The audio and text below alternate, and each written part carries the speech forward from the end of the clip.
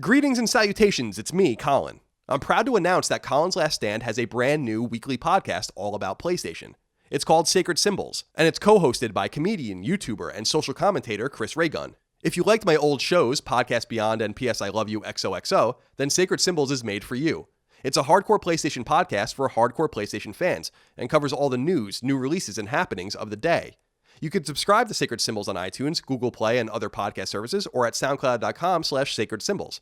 Each episode will also be posted here on YouTube in audio-only format. If you want to access each episode of Sacred Symbols 3 days early and without ads, as well as gain other special perks like being able to contribute questions to the show, please consider supporting Colin's Last Stand on Patreon at patreon.com/colinslaststand. Remember, supporting CLS on Patreon nets you perks, early access, and more for all of CLS's podcasts, including the Retro Series Knockback, the Eclectic Interview Podcast Fireside Chats, and even this year's SideQuest. Thank you for your kindness, generosity, and support. Without you, CLS couldn't and wouldn't exist. But enough chatter, on to the show.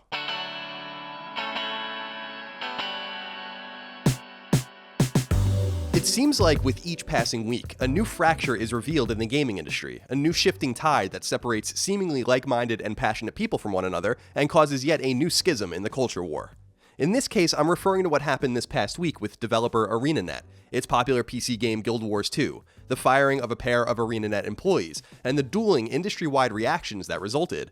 But really, this particular instance is emblematic of a far larger and far more grave situation, illustrative of a multi-billion-dollar fandom that, in some corners, seems insistent on tearing itself apart instead of binding itself together. As always, there's a lot of blame to go around, a lot of soul-searching to be done, and a lot of valid conclusions to render. But what I can't help but be drawn to is this need to figure out why some of the most visible and vocal people in gaming's orbit, whether developers or players or so-called journalists, feel the need to diminish our shared community for everyone, to shred the fabric that each of us has helped to construct. I think we need to seek a more peace-oriented approach, even when someone acts egregiously, and be willing to turn the other cheek in the name of decency and civility.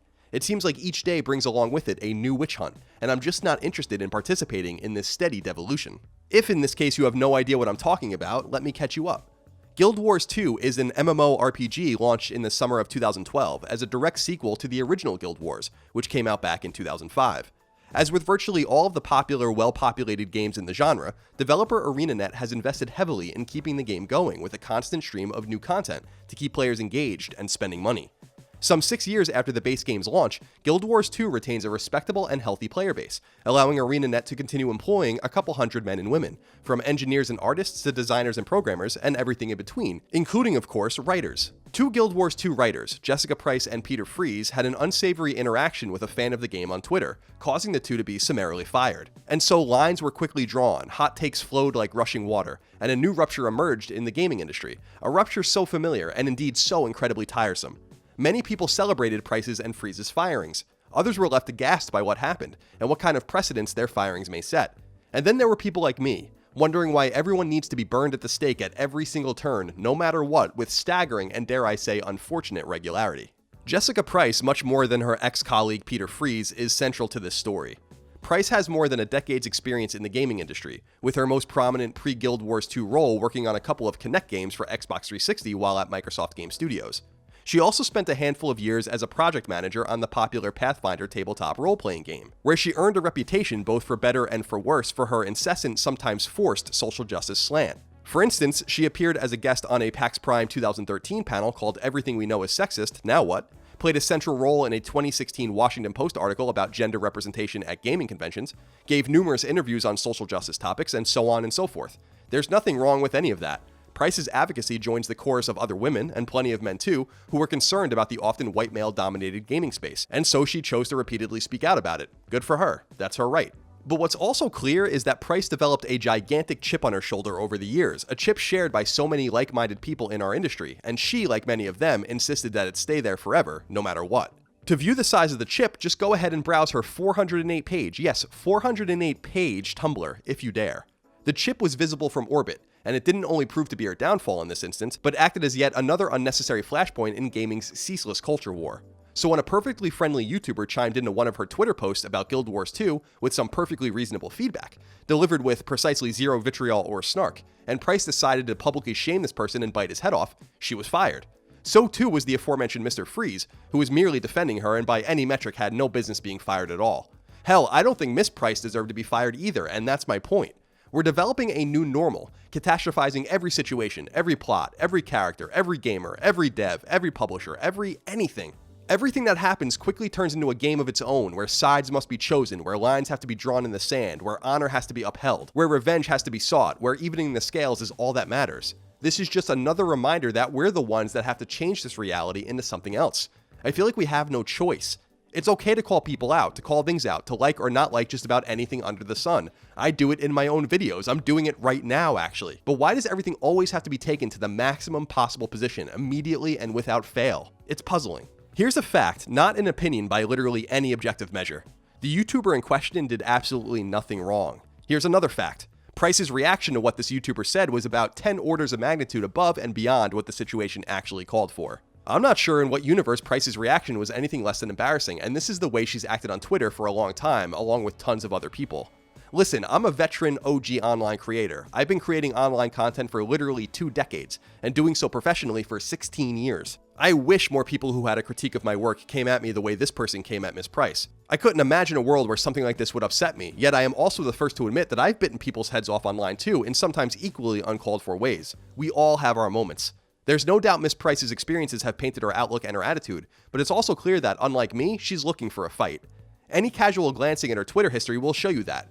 Even the most forgiving readings of her interviews would play this theory out. I mean, here's another fact. An army of online creators, including me, have received much more online hate than Price will ever receive, period. If I lashed out at every person that came at me sideways since the late 90s, it'd be a full-time job. If everyone who listened to or watched my content approached me with the respect that this YouTuber did, it would be a golden era in my life. Price's defensive response speaks volumes about a lot of things, frankly, but it speaks loudest about our us versus them, I'm right and you're wrong reality. I want it to change. To change it, we need to get into a more nebulous and challenging space and confront the ultimate question. Did Miss Price deserve to be fired? It's here that I disagree with the prevailing feelings being expressed in many circles, because it's not that I think Price is blameless, quite the opposite. I think she came off and continues to come off very poorly.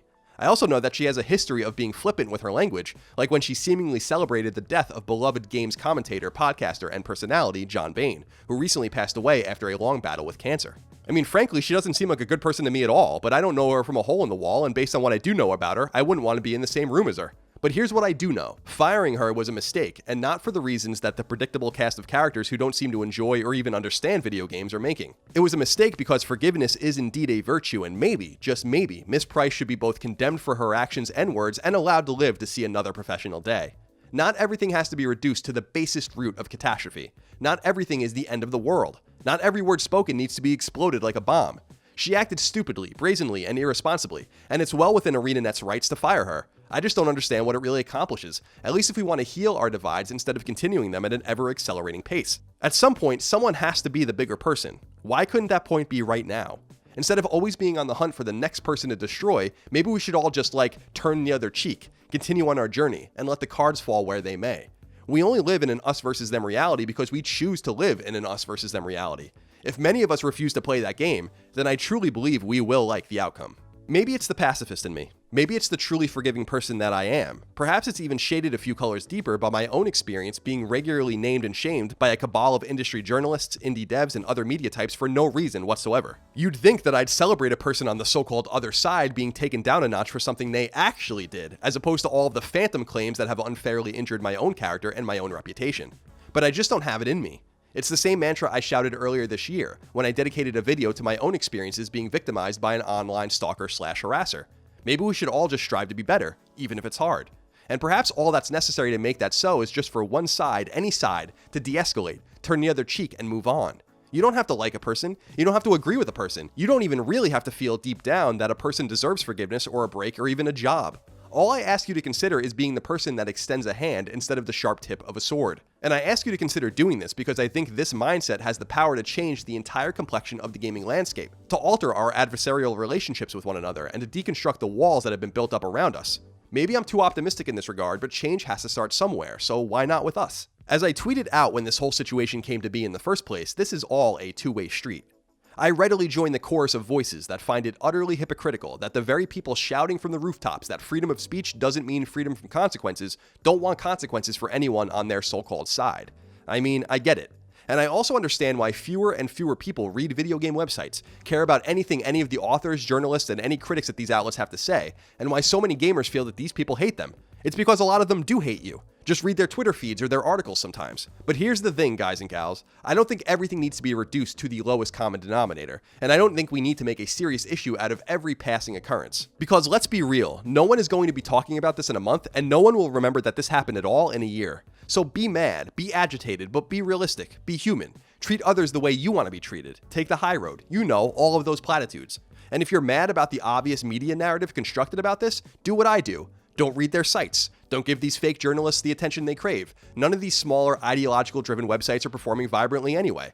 Let the Austin Walkers of the world say what they want, guys. Waypoint won't exist in a few years anyway. And you can be mad at Kotaku, but understand that they're on the block for the second time in 2 years. Not exactly the sign of a healthy business. Truth will win. You just have to be willing to play the long game and not stoop to their level. I don't like where we are in our space right now. I don't like it at all. It seems disingenuous, dishonest, and even despicable. But through this lens, I sometimes start to wonder what the actual goal is. Jessica Price got fired. Okay, so what? Now what? What's next? Now the other side looks to retaliate. Then there's more escalation, and so on and so on and so on. It's sucking the fun out of our hobby. If we keep playing this scorched earth game of tit for tat, of gotcha activism, of waiting for others to fall instead of doing our best to uplift as many people as we can, then I think we're doing ourselves and our beloved medium a major disservice. You don't have to agree with how I feel here. I expect many of you explicitly won't agree, and that's perfectly fine. I just hope you let this message of positivity seep in a little bit, and understand that winning the war means keeping your powder dry. Speak solely with your wallet. Don't buy games from developers you don't like. Don't support outlets that don't even like you to begin with. Stay consistent in your viewpoints and your outlook. And most importantly, call out the bullshit without making it wholly personal, wholly destructive, wholly scorched earth. Don't go out looking for scalps. Not only is it unbecoming, it's becoming a truly destructive force. And I'm not so sure any of us will like where it brings us and where, when, and how this madness will ultimately end. Moreover, when truly bad shit happens, you would have expended so much of your capital on something and someone that doesn't matter. Sometimes being the bigger man or woman is the biggest victory of all. So when it comes to Price, Freeze, and their ill-chosen words, there are far more important hills worth dying on.